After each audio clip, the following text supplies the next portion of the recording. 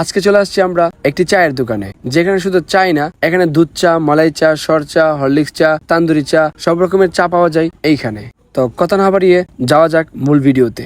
আসসালামু আলাইকুম guys, it's me boy Aryan and welcome to another new video. কেমন আছেন সবাই? আশা করি সবাই ভালো আছেন। আলহামদুলিল্লাহ আমরাও ভালো আছি, কিন্তু আমার বন্ধু ভালো নেই, কারণ সে ফুটবল খেলতে গিয়ে তার পায়ে একটু ব্যথা পায়, যার কারণে প্লাস্টার করা। কিন্তু কি আর করার, বন্ধু মানেই চায়ের আড্ডা। আমরা যাচ্ছি চা খেতে এন্ড আড্ডাও দিতে। কথা বলতে বলতে চলে আসলাম চায়ের দোকানের সামনে। চায়ের দোকানের সামনের বিকালের ভিউটা দেখে মুগ্ধ হয়ে গেলাম আমি।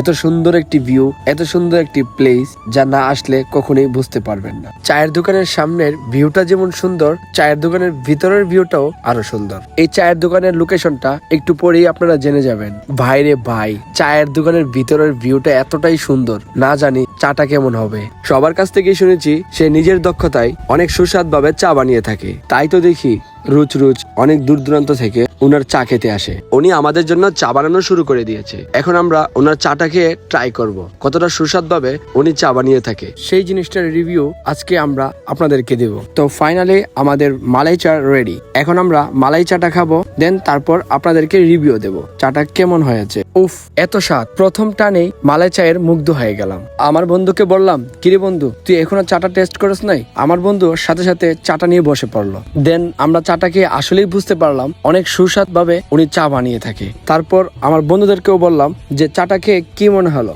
তারাও বললো চাটা অনেক টেস্ট, অনেক ভালো লাগলো। আসলে আপনারা না আসলে বুঝতে পারবেন না চাটা খেতে কেমন। এই বিখ্যাত চায়ের দোকানের লোকেশন হচ্ছে আখাউড়া, মুগরা বাজার, গঙ্গাসাগর রেলগেট। দোকানের নাম টি হাউস। তো ভিডিওটা এই পর্যন্তই, দেখা হবে নেক্সট কোনো ভিডিওতে। ততদিন ভালো থাকবেন, সুস্থ থাকবেন। আল্লাহ হাফেজ।